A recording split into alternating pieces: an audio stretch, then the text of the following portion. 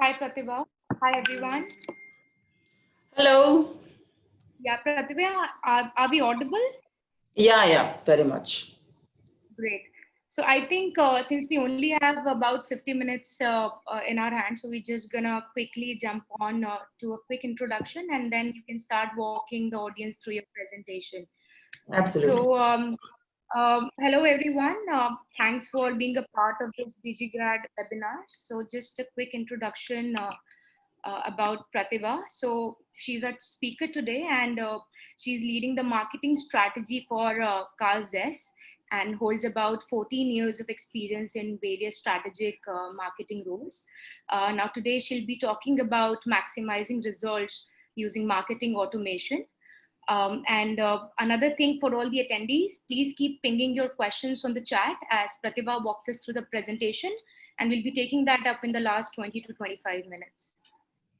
Yeah, over to you, Pratibha. Thank you very much, Pratiksha, for the quick introduction, and very good afternoon to everybody. And I hope you are alerted for a nice and brainstorming session. The problem in digital marketing India is like we talk a lot about PPC, SEO, social media, but hardly we focus on engaging, and marketing automation is yet to see its well-deserved hype in Indian market.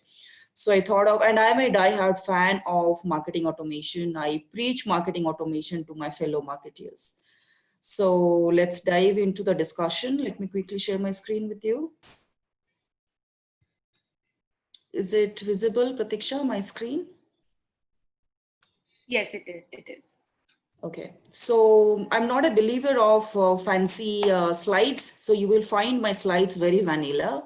So what I will try to explain as much as I can looking at the slides. So the topic for today is maximizing results by leveraging marketing automation. As I started initially, you probably would have been doing actively various digital marketing activities, prominently search engine optimization or paid media campaigns, social media, email marketing even.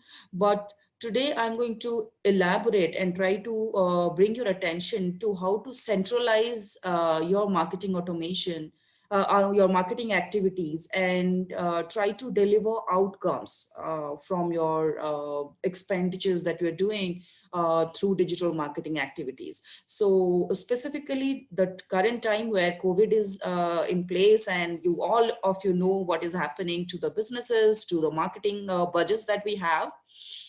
But there is a dramatic way that how businesses are now looking at digital marketing.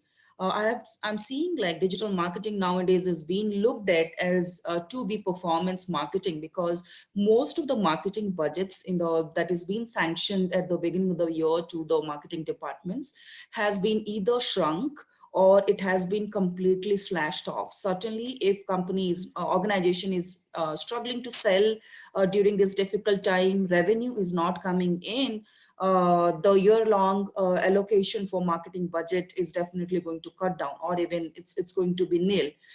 In that particular scenario, digital marketing is being looked at.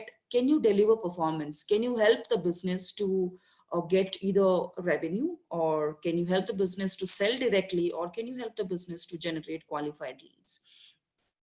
Which is the actual potential that digital marketing has. So we are completely now focusing on performance marketing. If your organization, or if you are an independent practitioner of digital marketing, you have not yet seen that your clients are demanding performance marketing, or your organization is still not thinking of having performance marketing expectation from the activities that you're doing, probably you need to educate your team about the potential of digital marketing. So I would like to touch a little bit on the return on marketing investment.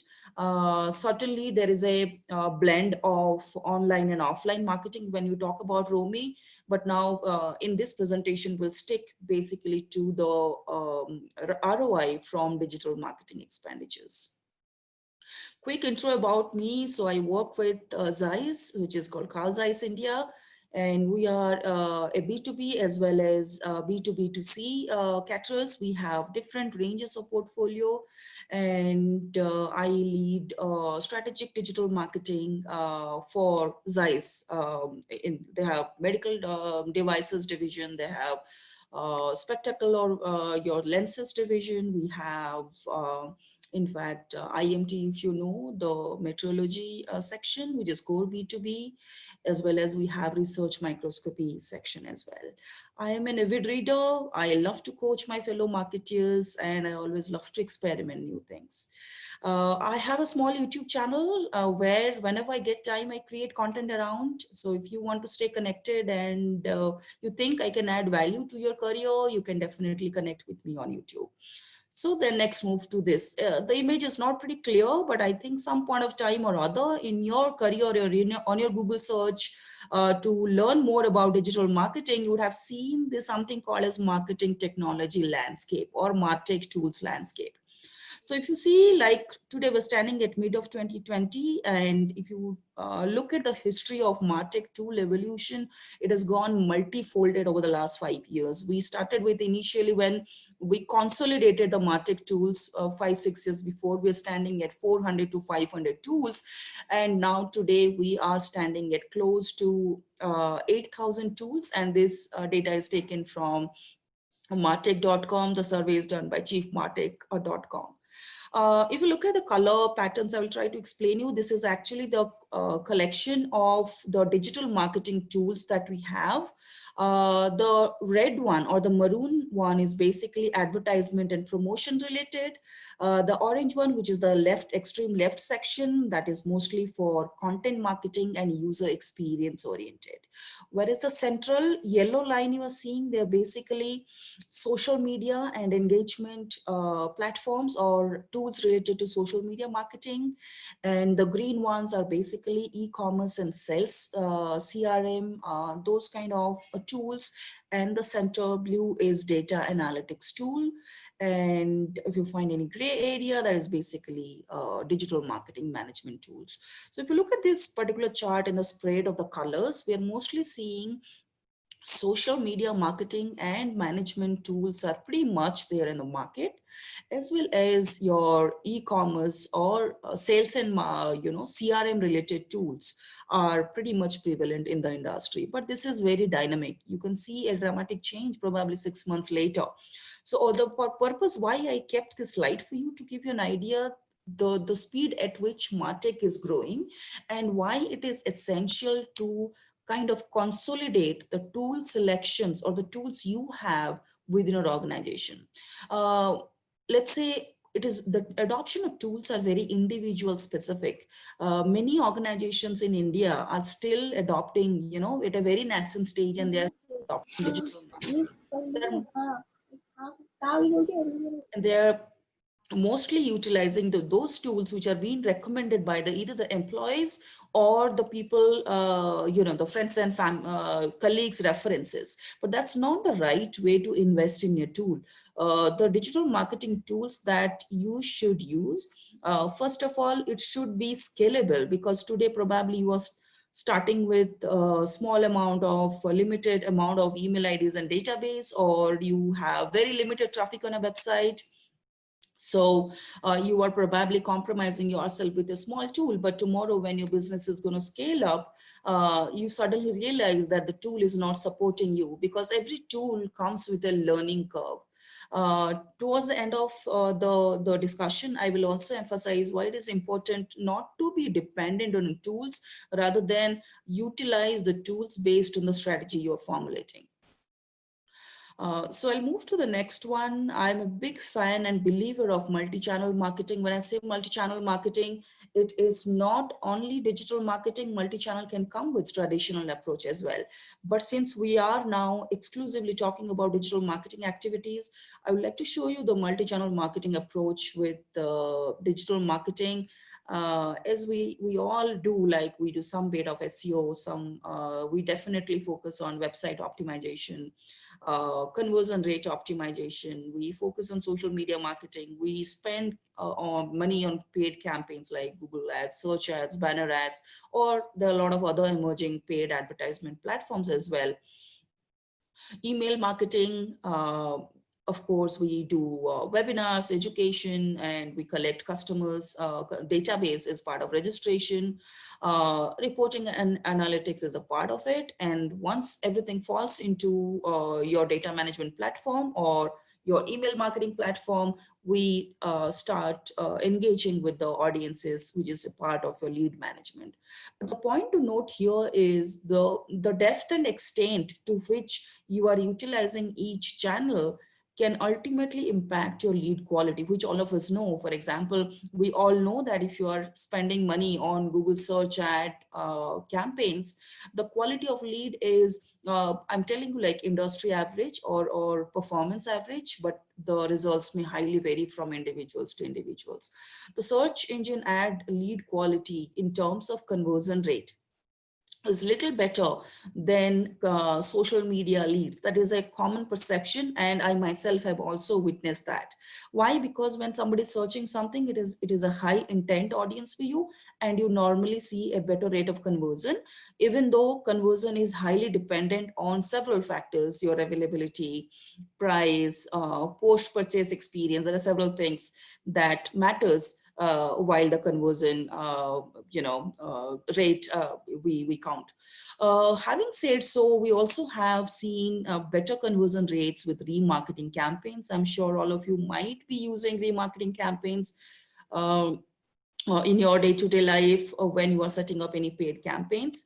Email marketing is kind of gold. Like if you do it well, it still breeds a lot of valuable leads for you. It helps you nurture your campaign. It helps you re-engage with your people or the audiences who have bought from you. So we touch upon almost all parameters of digital marketing. So multi-channel marketing, when done well, it is really really helpful for the organizations to deliver performance marketing.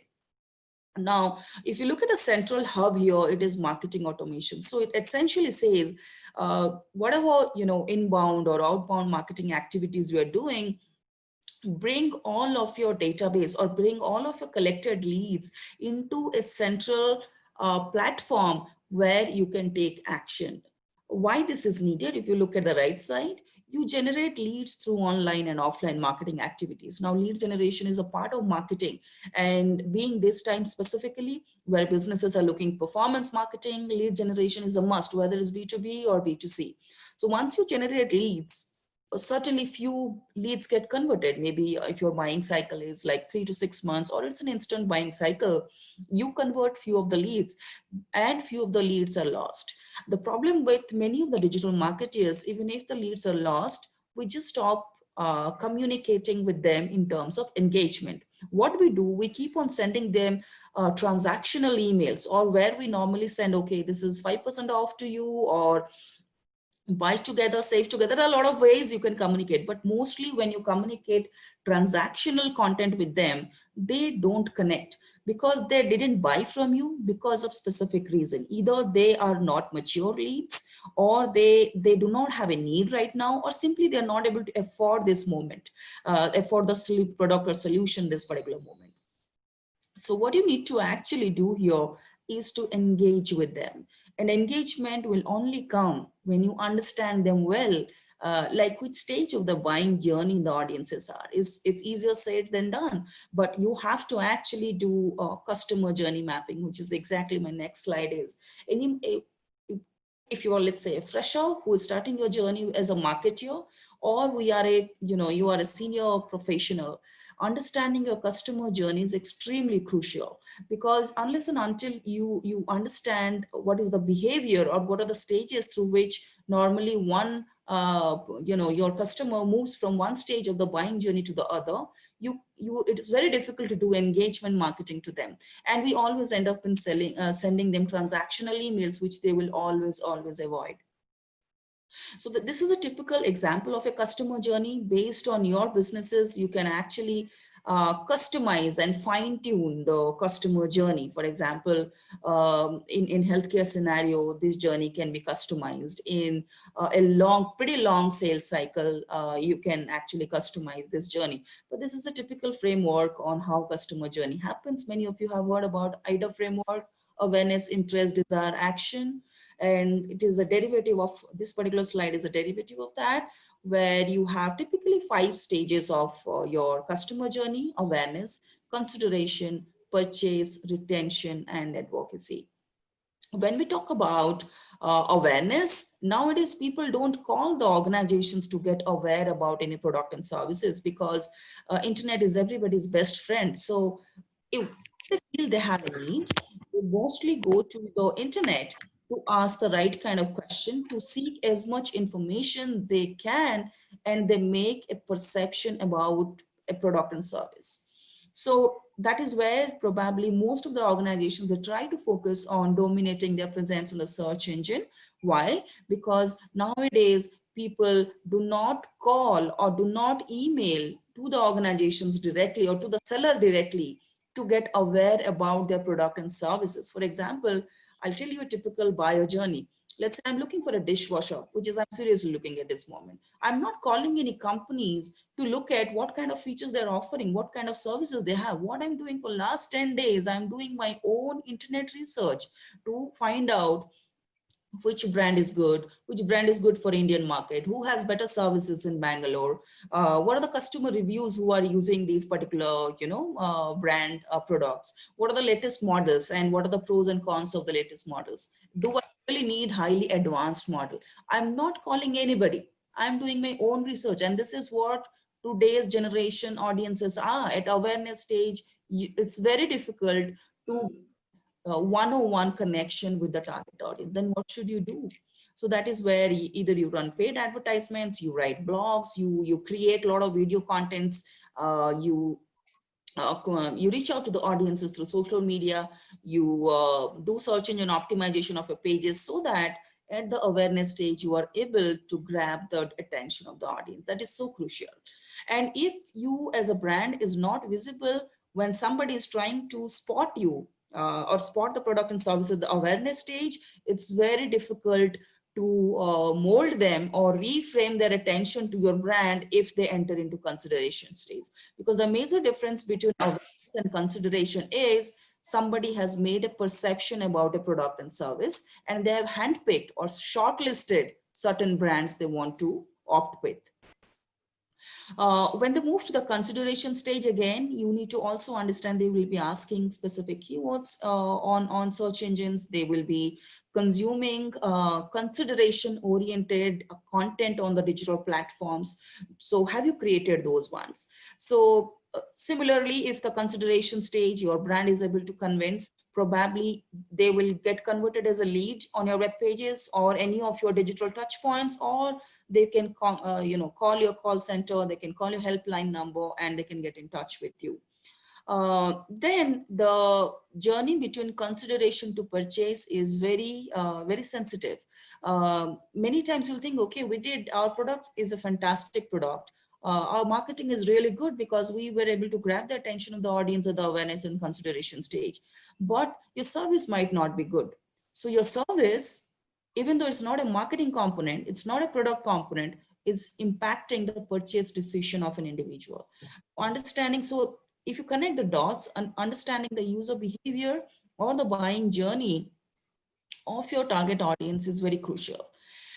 Then if the product is worth purchase, again, you can engage with them. It's kind of retention. You can engage with them so that they buy from you again, either the same product or service or any auxiliary or related product and services from you. And if they have a fantastic experience in these 4 stages, they normally turn out to be an advocate for you. I think many of you are aware about this basic customer journey.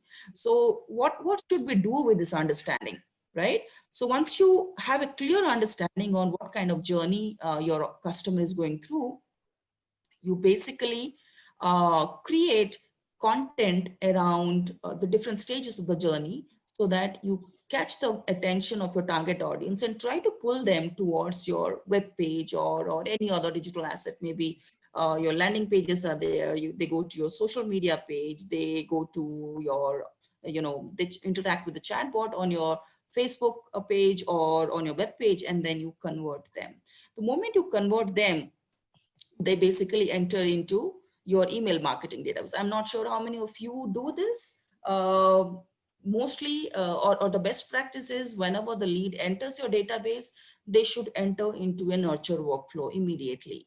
So if you think that the content that you have collected the database from is basically a bottom of the funnel stage of content, I hope you understand the difference between top of the funnel, middle of the funnel, and bottom of the funnel.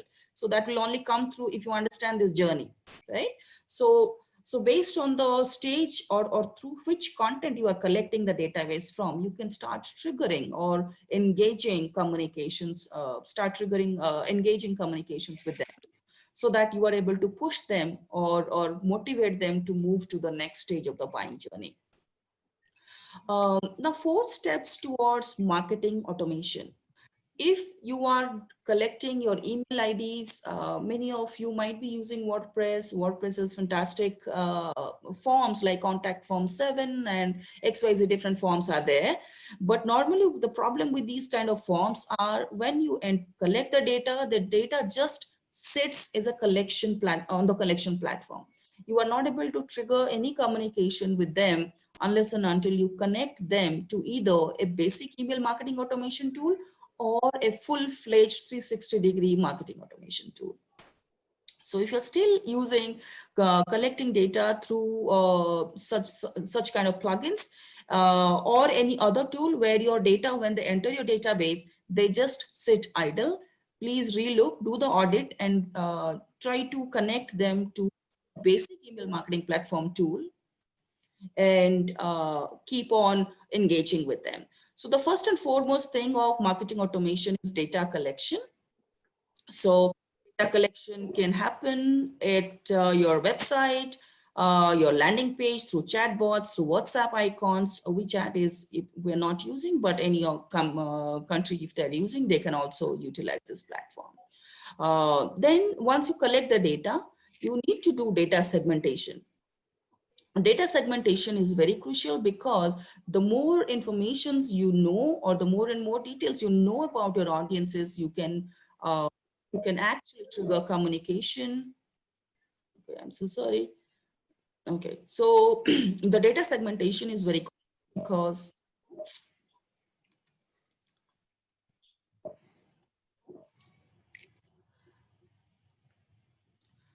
yeah, so the data segmentation is very important because unless and until you know who the people are, where are they coming from, and when and where they have submitted their details, it is very difficult for you to trigger further nurture communication to them.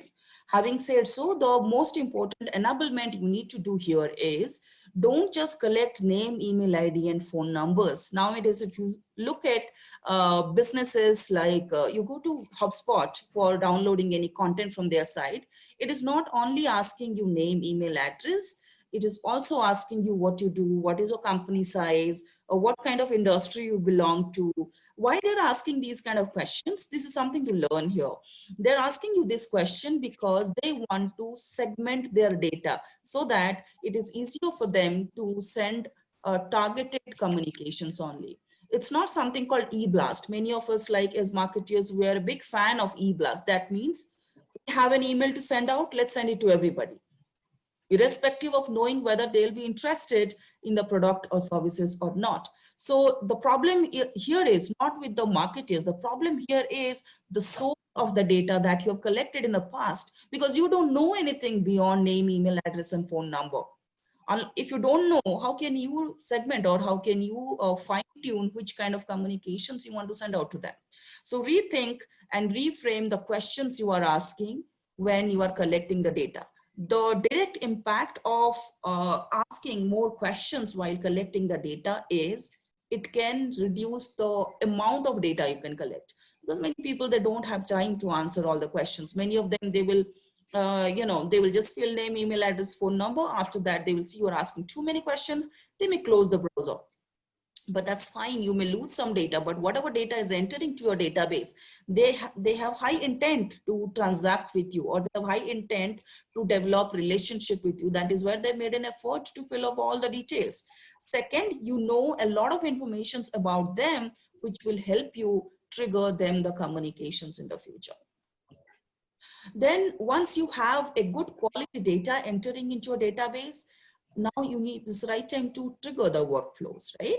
So right time, right trigger, right content, and go multi-channel. So when we say right trigger, trigger means what kind of event they are either doing while entering your database or after entering your database, when you are sending them communications, what kind of activities or behavior they are showing. They may frequently open your email content. They may go to your website to download ebooks or look at your testimonial pages, or they can even navigate to your social media pages to look at your content. These are called as triggers. So if you try to understand the triggers, they will give you a lot of information about the behavior of these individual people. Now, because you are going to use marketing automation tool, this is not something you are going to manually track. You are just instructing the system. If somebody who is opening my emails, let's say 3-4 times, give him a lead score. There's something called lead scoring. I think many of you, if you're from B2B, you will understand what lead scoring is. So the small behavior that your audiences are showing, the system assigns some kind of score, a virtual score to them, which is called lead scoring. And based on your organization cutoff, you can have the lead score, let's say 1 to 100 will be the lead score range. And you say somebody who is crossing 80, it's a qualified lead for me. This is a typical B2B example I'm giving.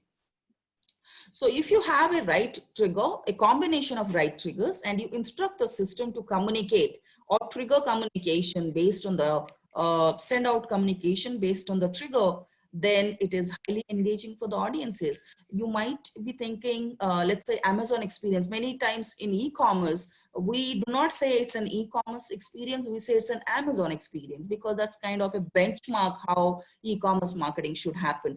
How engaging your content or the email you receive is highly personalized.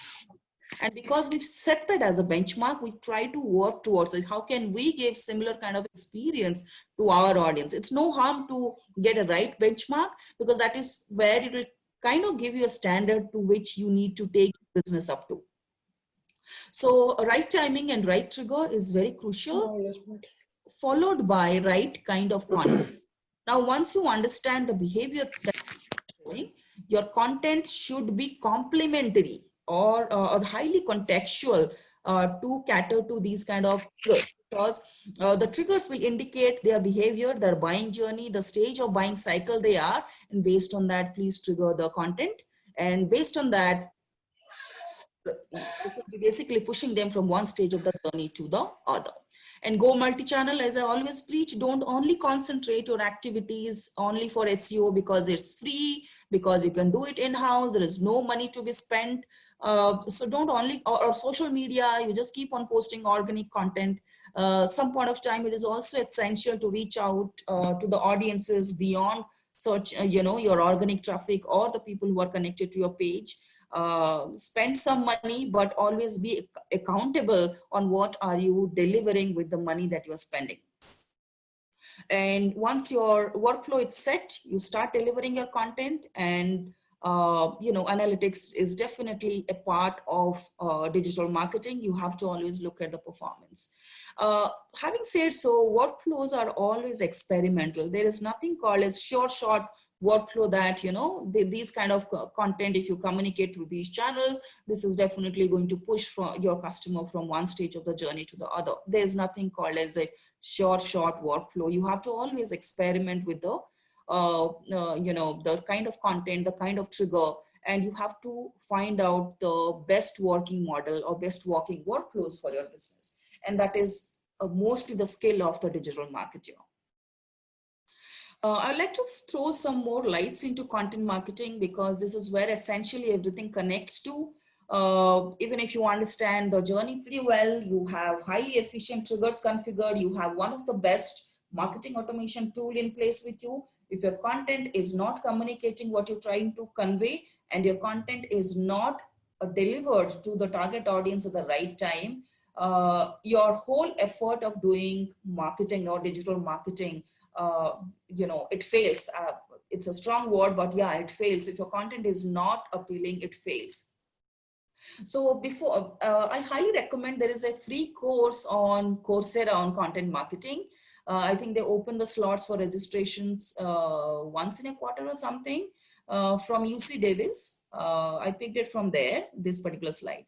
You go there and try to understand what kind of frameworks they are explaining you to do content marketing. I like this particular slide of empathy mapping while you do content creation, where you always have to think as an user. Like, you need to think what my user will be saying, what my user will be thinking, what they will be doing, and how they will be feeling. It's kind of your buyer persona. I think digital marketers, you must understand what buyer persona is. So it is, the empathy map is to complement your understanding on a buyer persona. Put your persona into this framework and just jot down what they will be thinking, what they will be saying, what they will be feeling, what they will be doing. This will help you immensely to create or craft content around it. And once you ideate what kind of content you want to create, then it is easier for you to decide what is the format output of the content, whether it's a video or it's a blog or it's an imagery or any HTML5 output. So you can always decide on what kind of output you want to get. But important is to understand which content to create and map the content to the buying journey. Now come to the tools for marketing automation. I'm sure as digital marketers, on an average, we must be using 10 tools if you are beginning with.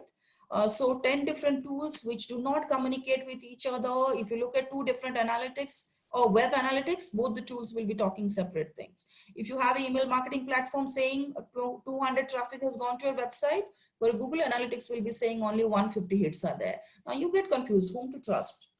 Then you say, okay, because Google Analytics is a web analytics platform, for anything related to website traffic, I will be trusting on this platform. For anything related to email marketing analytics, I'll be trusting on the email marketing platform. This is a hypothesis we all marketers do. The inherent problem with selecting many different kind of tools is they don't talk with each other. So if you want to put a concrete foundation of data-based marketing, this is where your challenge comes. So the need of the hour is try to consolidate your marketing tools that you have invested on. I'm not saying you have to abruptly stop using some kind of tools. The decision has to be taken more strategic way. You have to do an audit what kind of tools you are currently using, and can you utilize one central tool or 2-3 central tools which are essentially talking to each other, or you might have be aware about API integration and tool integrations where the tools that speak to each other. It is good to have 2-3 tools which are speaking to each other, and you are able to do most of your digital marketing activities with those tools, rather than having 20 different tools with 20 different ways of working, and they are not speaking to each other. So tools are enablers to do marketing automation, but they are not drivers. Drivers are still the human beings. We have to understand the journey, we have to craft content, and we have to create the workflows to deliver the content. Tools are just a medium to deliver what we have planned for. Many times I have seen marketers, they say like, I want to learn Marketo, how can I learn? I want to learn Salesforce Marketing Cloud or HubSpot tool, how can I learn? See, these are good to learn, right? But always I will emphasize, first of all, you understand what is marketing automation, what is the potential that marketing automation holds. And then you try to select the tool which can deliver the potential that you're looking for. So if you are only, let's say you are saying I'm skilled on Marketo as a tool, but tomorrow you are supposed to work on Salesforce Marketing Cloud, then that will be a big setback for your career. Rather than if you say, I understand marketing automation, I understand clearly what all activities marketing automation can do, with just basic training, I can kick off with any kind of tool, which is fairly possible. Understand a tool to a level which can help you apply your ideas, and don't be a slave of a tool. You have to run the tool. Tool is not going to run for you.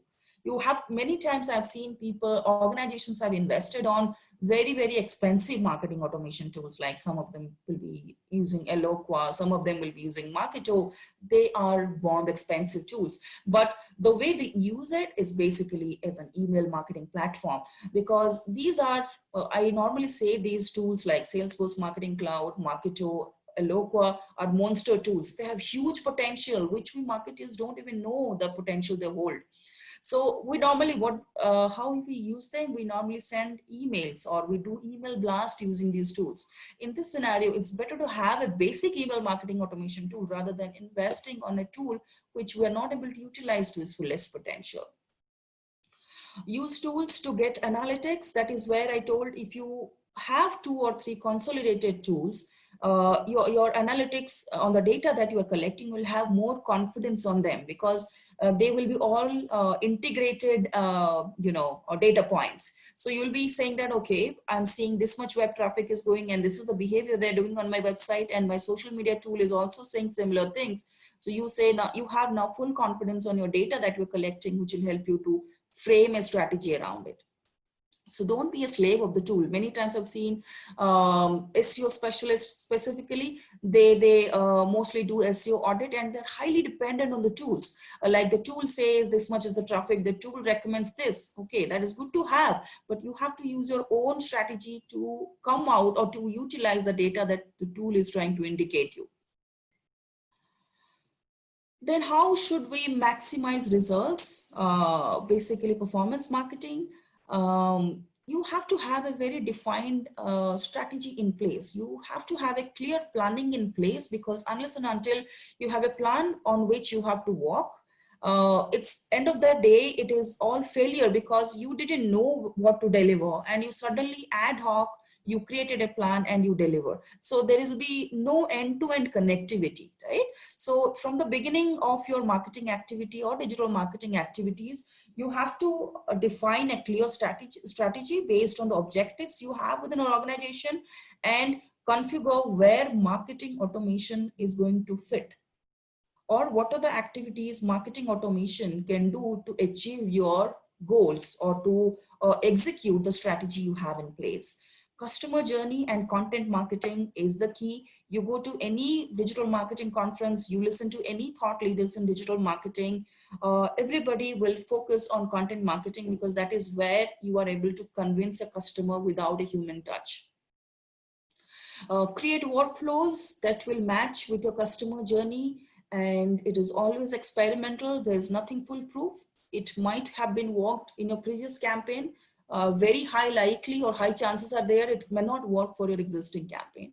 The one strategy or model would have worked for some other company similar to your field, but it is not working for you. So there's nothing called as foolproof. You have to experiment a lot to deliver the right kind of, to identify the right kind of workflow and content that is working for your business. That's about it from me. I'm open to questions. Thanks a lot, Pratibha. I think it was extremely insightful. So just there are a few questions and we have about 15 minutes. So we're just going to take it up one by one. Okay. So to start with, I think Pratibha, you was talking about, brands having, 10 to 15 tools in place and they end up not leveraging any of that to its fullest potential, right? Instead of that, one should have a central tool, right? Which can, which can in a very proper way map the entire customer journey. So can you just let us know the kind of tools that you are using for the same? Okay, so first of all, Zeiss is very intra-company. We are not supposed to discuss, but I will give you the kind of tools I think digital marketers should opt for. First of all, if you look at your strategy or the plan, it will clearly tell what you want to achieve. If it is more lead oriented, yeah, so I will suggest you can actually invest on a central, marketing automation tools like Acton. You can also go for HubSpot, because they support pretty much well for lead nurture and transaction oriented workflows. But if you're looking for 360-degree automation, digital marketing automation, starting from personalizing your web pages to the target audience, or you want to connect it with several third-party tools. Let's say you are doing webinars, let's say you are doing like different kind of talk shows with third-party. So you need to select a tool which has very seamless integration with third-party platforms like Salesforce Marketing Cloud Market, which is a little bit of premium tier marketing automation tools. But if you look at the mid-tier, having huge potential, Infusionsoft, which is nowadays known as, I think, Keep, and Acton, these are the tools to eye on to have huge potential in centralizing your digital marketing activities, as well as you know, they are pretty easy on the pockets. Like per month subscription is not as high as Marketing Cloud or from Salesforce and Marketo. Sure. Sure. There is a question from Ganesh asking for you know, names of some of the free automation tools for early startups. Would you have anything in mind? Yeah. So if you think you want to begin your marketing automation journey with email marketing to start with, MailChimp is good one. There's a tool called Sendinblue that is also good, pretty affordable ones. But as I've told you, you have to also think from how much you are going to scale in you know, in next 2-3 years, because it's not that easy to shift from one tool to the other, because first of all, your database will be lying there. Second is your team will be equipped with working with certain tool. So if you think that you have a growth plan, you have a very strong growth plan, and you want to grow or ramp up your database as well as business, I will recommend you go with tools like Infusionsoft, which is, I think they have a free basic plan, and then later you can scale it up to a very high level. Even HubSpot, no, HubSpot doesn't have marketing automation free, I guess. Yeah, MailChimp is also good, but it will not give you 360-degree automations or integrations. MailChimp and Sendinblue, these email marketing automation has a problem with integration with other tools. So you try with Keep or Infusionsoft or Acton. I'm not pretty sure if Acton has a free version, but I'm sure Infusionsoft has. They give you some free trial options. Sure. So there's another question from Shashank Bish. I'm not very sure if I understood it completely, but I'll just quickly read it out to you. If you can address this. In financial domain company, we face issues with hybrid and cloud data storage. As per compliance norms, we cannot pass PII values on the cloud, and the hybrid system is T+1 data, which hampers the customer experience. So how can we resolve it? I think it's more of a web development related query, if I'm not wrong, because I'm not a high tech on the cloud and hybrid. But if you are about improving a customer experience from engagement point of view, then it is pretty simple. You try to bring on your, you know, customers first into your email marketing database or your marketing automation database, based on, as you rightly highlighted, they have a pain point, or you already know what is the issue they are facing, and you try to address that. But if it is a development oriented issue which you need to sort it out, probably I'll not be able to answer this question. Sure. Yeah, I think that's about it from the audiences. Is there anything that you would like to add before we close down? Oh, is it like not understandable at all, or it was fairly easy to understand? Because I think in India, marketing automation is not much discussed, or not much, you know, not much conversed among the digital marketers. We do a lot of on SEO, a lot of hype on SEO, PPC, but hardly anybody talks about engaging your audiences after you do your SEO, PPC, and you instantly see, let's say, 5% conversion rate, 10% conversion rate. What happens to those remaining 80 or 90% of a database that you've collected through either organically or through paid campaigns? Correct. Absolutely. Yeah. So just quickly, there's another question from Sunil, which is AI going to take over marketing? What is your take on that? So see, even if it is AI, even if it is automation, they are all enablers. right? And we have to adopt new technologies because that's the future. So it is going to take away our, take away jobs, or it is going to slash the need of human resource requirements, or the way we do work probably is going to change, but they are enablers and we have to adapt. So the day one when we entered into digital marketing, we clearly knew that this is a highly dynamic field. That means changes are happening to digital marketing almost each day, right? So we have to be very, quick to adapt to the new things. If AI is coming, if automation is coming, AI, I'm not pretty sure how quickly it can come, but definitely marketing automation is going to impact a lot of jobs. In the sense, if you now see the way Google advertisement platform, Google Ads work, earlier you used to do everything, like from the campaign setup to optimization, you were required to do everything. But nowadays Google just says, you just tell me what you want, you define the goal, you just write down the text, you give me the landing page, and rest you leave everything up to me. What is this? This is automation. This is going to impact a lot of jobs in the future. But if you have the adaptability to quickly shift your learning and expertise to a next phase, that is where we marketers will survive. It's not about if you're starting your career or any experienced one, including myself. We have to consistently keep on adapting ourselves with the new changes coming in the field of digital marketing, which is highly unavoidable. You can't. So we have to adapt, we have to learn new things. It's not going to kill the job, just like the humans will be expected to do things, different things, when the machine takes over certain repetitive things. Does this answer the question? Yeah, I guess yes.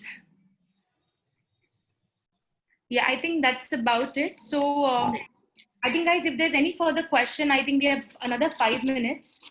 We can take up, I think, 1 or 2 questions more. If not, then we'll just close the discussion here. Yeah. I'll just wait and see if there are more questions coming in. Okay, there's one. Ripin is asking that what would be the best Facebook lead nurturing tool according to you? Okay, so it's not like Facebook lead nurturing tool. Lead is a lead. Now you as a marketer, you understand you are collecting it from Facebook, but it all depends what kind of content you have used or what you have promised to deliver while you collected the lead, right? So once the lead is coming, you connect it to your marketing automation tool, so that from the Facebook lead form, the lead flows directly to your marketing automation tool or even your email marketing tool. Then you frame the engagement or the nurture campaigns based on how you have collected the lead. There is no flat answer to this. It is very situation specific.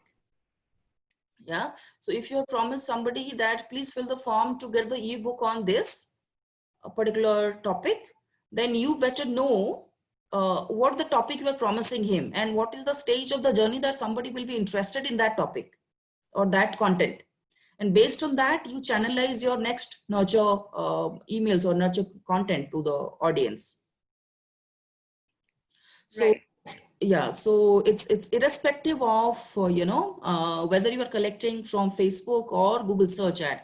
It all depends how you have collected. Got it. Sure. Why somebody has filled the form. Yeah. Absolutely. So there's another question that for mail automation, which out of the 3 do you think is the best, which is GetResponse, ConvertKit, or MailChimp? MailChimp price wise is pretty good. 3 of them are pretty good. In fact, it mostly people decide between these two depending on if you're scaling up with your database, which is more economical. Yeah. So 3 of the platforms are equally good. So and they have equal potential to do integrations and nurture your leads. So you may select probably the most affordable ones. And MailChimp has definitely a lot of documentation available. I think in GetResponse, a lot of documentations available around to do things on your own. So yeah, so probably price will be the only factor based on which you can select among the three. Or if you want to do third-party tool integration with any specific tools, you probably need to select any one of them. Otherwise, three of the tools are okay. Sure, got it. So I think, Pratibha, there are a few more questions popping up, but since we are running out of time, I think we'll have to wind up. So thank you so much for taking up time, and it was a very, very insightful session. Thank you so much to Social Beat team as well as the audiences. Really glad to be a part of the conversation. Likewise, absolutely. Thank you so much. Thank you. Bye, everybody.